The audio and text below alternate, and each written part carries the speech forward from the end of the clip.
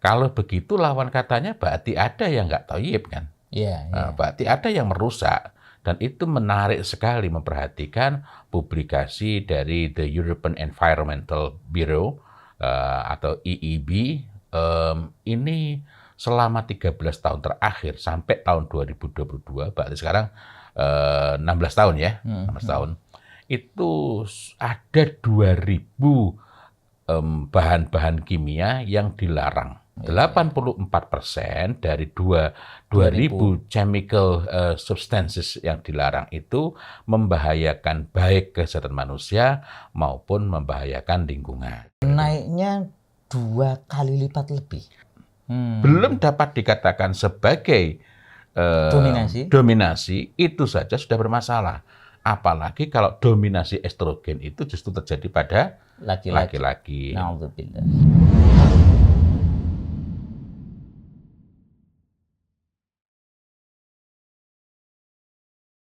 Assalamualaikum warahmatullahi wabarakatuh. Waalaikumsalam warahmatullahi wabarakatuh.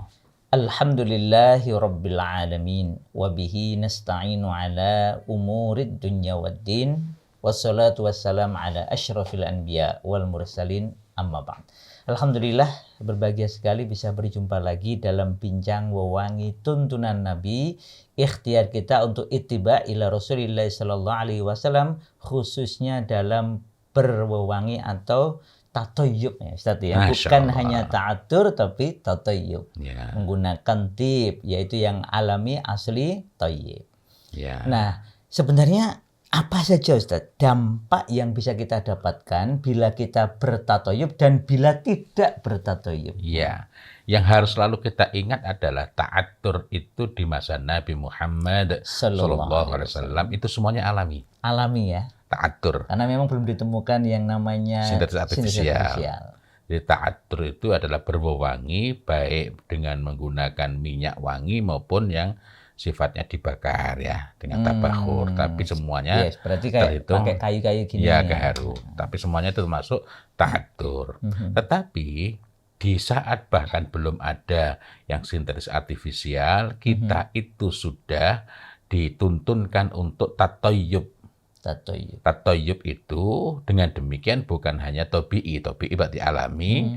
Jadi tatoyub tib itu harus senantiasa kita ulang-ulang bahwa yang dimaksud dengan tib ialah minyak wangi atau wangian secara umum yang tobi'i alias alami, asli, dan toyib. Toyib itu membawa kepada kebaikan. Kalau begitu lawan katanya berarti ada yang nggak toyib kan? Berarti ada yang merusak. Dan itu menarik sekali memperhatikan publikasi dari The European Environmental Bureau atau EEB. Ini selama 13 tahun terakhir sampai tahun 2022, berarti sekarang 16 tahun ya, 16 tahun. Itu ada 2.000 bahan-bahan kimia yang dilarang. Ya. 2.000 bahan kimia buatan ya? Iya, sintetis. Yang dilarang? Iya, sintetis. Banyak juga ya? Iya. Kenapa kok dilarang? Karena di situ dikatakan bahwa ini hazardous chemicals. Ya. Hazardous chemicals berarti senyawa-senyawa kimia yang berbahaya. Dapat membahayakan, ada yang membahayakan kesehatan manusia dan ada yang membahayakan lingkungan. Ada yang dua-duanya. 84% dari 2.000 chemical substances yang dilarang itu membahayakan baik kesehatan manusia maupun membahayakan lingkungan. Jadi mayoritas membahayakan kedua hal tadi. Ya. Kemudian ada yang 90% itu membahayakan lingkungan tanpa membahayakan kesehatan secara langsung. Nah, kita tidak membahas tentang detailnya, rinciannya. Akan tetapi EEB tadi, The European Environmental Bureau tadi, memperkirakan bahwa dari apa yang ditelusuri, kan mereka tidak gegabah juga, ada kajian-kajiannya. Diperkirakan bahwa nanti ke tahun 2030 itu ada minimal 5.000 sampai dengan 7.000 chemicals being banned. Ya, ada kira-kira. Naiknya 2 kali lipat lebih. Karena sebagaimana pernah kita bahas di perbincangan kita, itu tiap bulan itu selalu muncul chemical substance, chemical compound yang baru, senyawa-senyawa kimia baru yang sifatnya artifisial untuk produk-produk wewangi khususnya yang paling banyak untuk wewangi, selain untuk produk-produk kebersihan yang sifatnya untuk mencuci dan lain-lain. Nah, tapi artinya itu yang paling pokok itu ialah parfum ya, parfum semprot khususnya. Dan apa sih masalahnya? Masalah yang paling pokok ialah meningkatnya gangguan-gangguan masalah kesehatan, kerentanan kesehatan, kemudian kesuburan, selain masalah-masalah lingkungan tadi kan memang EEB ya, European Environmental Bureau. Dan itu yang menyebabkan berkurangnya atau bahkan punahnya berbagai macam serangga yang diperlukan. Serangga itu tampaknya soal nggak penting, tapi tidaklah Allah ciptakan sesuatu kecuali pasti ada manfaatnya. Rabbana ma khalaqta hadza batila subhanaka faqina adzabannar. Burung, mamalia dan lain-lain. Nah, menariknya dan ini kan yang memicu perhatian. Dari 2000 itu cuma 11 yang dilarang di Amerika. Sehingga menjadi pertanyaan besar, kenapa kok cuma 11 yang dilarang? Bukankah itu bermasalah? Bukankah ini kalau dipakai oleh orang akan dapat menyebabkan terjadinya disrupsi? Dan apalagi ketika bahan-bahan itu terutama terdapat pada fragrances. Fragrance itu sekedar gambaran, biasanya memang dipakai sebagai bahan untuk parfum semprotan.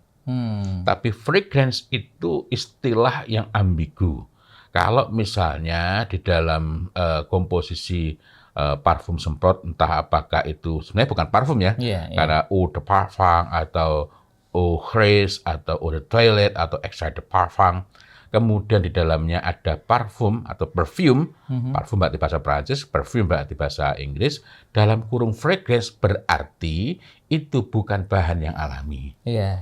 Tapi kalau fragrance dalam kurung perfume atau parfum itu berarti bahannya alami. Cuma kadang secara umum ya orang-orang terutama di Indonesia semuanya dianggap parfum gitu ya. Nah yang nanti mengecoh itu ialah campurannya yang alami. Campurannya alami. Saya lupa, saya pernah ditunjukkan oleh seseorang itu kan tanya, ini baik nggak, ini asli nggak? Masya Allah, beliau ini dapat hadiah itu kan. Yang ditekankan itu adalah natural. Nah, natural itu ternyata perlu kita perhatikan dengan seksama. Ada yang sifatnya natural spray, nyemprotnya itu alami. Jadi kayak manual gitu ya? Gini, kan ada yang langsung jos, tapi sempat itu ada yang kayak nggak seperti kayak selang tuh, tapi semprotannya terasa seperti yang lebih alami gitu. Agak kayak fogging, kayak menyebarkan asap, bukan kayak orang nyemprot dari keran ya. Nah, itu disebut sebagai natural spray. Nah, lalu ada yang natural lagi. Yang natural itu bukan spraynya, tetapi bahwa misalnya natural scent of, jadi bau alami, bukan bahannya yang alami. Itu gimana tuh bau alami itu? Jadi kalau mencoba, itu contohnya gini, melati itu saya memang beli beberapa yang sintetis juga untuk, istri saya enggak tahan sampai menjadi benci dengan melati. Gitu ya. Karena mengira bahwa begitulah namanya melati itu. Sampai kemudian saya menggunakan melati yang memang baunya sangat berbeda dari Thaif ya. Nah, kalau ini suka. Padahal yang tadi itu ya memang memang yang tadi itu bukan alami. Cuma baunya mirip sekali dengan yang alami gitu. Yang itu enggak. Yang itu enggak. Tapi nanti ada yang disebut sebagai baunya alami. Itu lebih mahal fragrances itu. Lalu apa saja sih bahayanya? Bahayanya itu macam-macam. yang sudah beberapa kali kita bahas kan itu berdampak pada memicu atau memperparah atau menjadikan munculnya asma. Kalau sudah punya bakat asma ya bisa menimbulkan serangan-serangan asma, nafas pendek, kemudian ada gejala-gejala neurologis seperti sakit kepala, kemudian brain fog itu kayak pandangan otak ini kayak berkabut ya kesannya. Nanti ada lagi yang berkenaan dengan endokrin dan lain-lain. Kemudian ada yang berdampak pada kesuburan. Nah, ini sebenarnya menarik kalau kita bahas secara detail karena banyak sekali efek-efeknya ya. Dan kayaknya ke depan perlu ya kita bahas secara beruntut ya, berurutan ya. Series dari dampak parfum khususnya yang tidak alami. Ya. Nah, nanti dampak yang agak menarik, dampak lain yang sangat penting untuk kita perhatikan itu ialah dapat menyebabkan apa yang disebut sebagai estrogen dominance. Estrogen dominance. Ya, dominasi estrogen. Estrogen itu ada estrogen, ada progesteron. Estrogen itu terutama ada pada wanita, pada perempuan. Yang mengatur nanti akhirnya ada ada kalau estrogen itu nanti kalau ditanya mengenai dampaknya macam-macam ya. Tetapi estrogen itu terutama pada wanita dan pada laki-laki apakah ada tapi jumlahnya sangat sedikit. Kok sedikit? Bukan berarti jelek. Begitulah Allah Ta'ala mengatur. Justru pada wanita saja ketika terjadi dominasi estrogen, maka itu akan menyebabkan menstruasi tidak teratur, kemudian meningkatnya PMS, PMS-nya jadi parah, premenstrual syndrome, sehingga nyeri, mood swing, kayak orang rada-rada gangguan mental gitu ya. Payudara nyeri, kemudian ketika menstruasi itu pendarahannya sangat hebat ya, sangat berat, sehingga kok ini nggak berhenti-berhenti gitu. Kemudian menjadi sulit hamil, infertilitas, bahkan ada nanti yang lebih parah lagi, dan berbagai hal lagi lainnya. Itu karena dominasi. Estrogen tadi. Nah, nanti kapan-kapan bisa kita bahas lebih khususnya mengenai hal ini.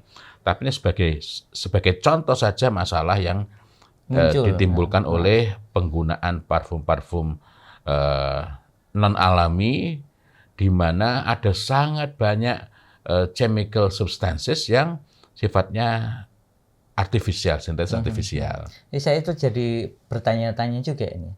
2000 dilarang, 2000-an ya, atau 2000 ya? 2000 lebih memang. Dilarang di Uni Eropa. 11 diantaranya dilarang di Amerika Serikat.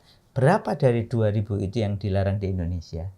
Nah, itu pertanyaan kan, kalau orang Amerika galau ya, kita juga patut galau kan ya. Karena orang Amerika mempertanyakan, loh, kok di sana 2000, kok di sini 11? Karena mereka juga tahu, ini yang larang bukan cuma satu negara loh. Ini Uni Eropa. Uni Eropa. Artinya ini kan lembaga yang memang bekerja bukan hanya untuk satu negara, tapi untuk Eropa. Itu dilarang loh. Nah, tadi pada normalnya estrogen itu pada laki-laki sangat sedikit. Sangat sedikit itu ya, begitulah angka yang terbaik. Yang Allah Maha Bijaksana. Harusnya kadarnya segitu. Nah, apatah lagi ketika jumlah estrogennya meningkat. Belum dapat dikatakan sebagai dominasi, itu saja sudah bermasalah. Apalagi kalau dominasi estrogen itu justru terjadi pada laki-laki. Kalau pada laki-laki kemudian estrogennya meningkat, belum sampai dominasi, itu bisa terjadi penurunan libido, ya. Lihat istrinya jadi kurang bersemangat, kurang berselera gitu ya. Disfungsi ereksi. Biasanya yang dibahas disfungsi ereksi dulu. Ya kalau sudah disfungsi, sebenarnya itu saling berkait sih ya. Libidonya nggak ada, gimana bisa ereksi gitu. Tetapi disfungsi ereksi ini memang hubungannya bukan cuma berkaitan dengan ketika dia memiliki kehendak kepada istrinya. Nah, melainkan kan ada fungsi-fungsi lain, mohon maaf, dari ereksi itu daripada laki-laki selain untuk berhubungan dengan istri. Kemudian menurunnya massa otot, kemandulan, dan lain-lain. Nah, kalau disfungsi ereksi bisa terjadi karena sebab-sebab lain. Orang-orang yang mengalami beberapa penyakit, misal diabetes, juga biasanya menghadapi masalah serupa. Nah, kalau kemudian terjadi dominasi, nah ini masalahnya. Karena ini pada asalnya harusnya yang banyak itu secara alamiah memang Allah Ta'ala ciptakan demikian kan pada perempuan.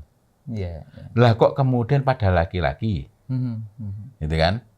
Nah, ya jelas di situ akan ada masalah, sehingga kita memperhatikan bahwa ada laki-laki yang akhirnya ketika sering menggunakan yang tertentu itu cara jalannya, cara bicaranya, dan kemudian akhirnya membawa pengaruh psikologis, dia menjadi keperempuan-perempuanan ya. Nah, kalau sudah begitu kan bisa melangkah kepada penyimpangan lebih jauh.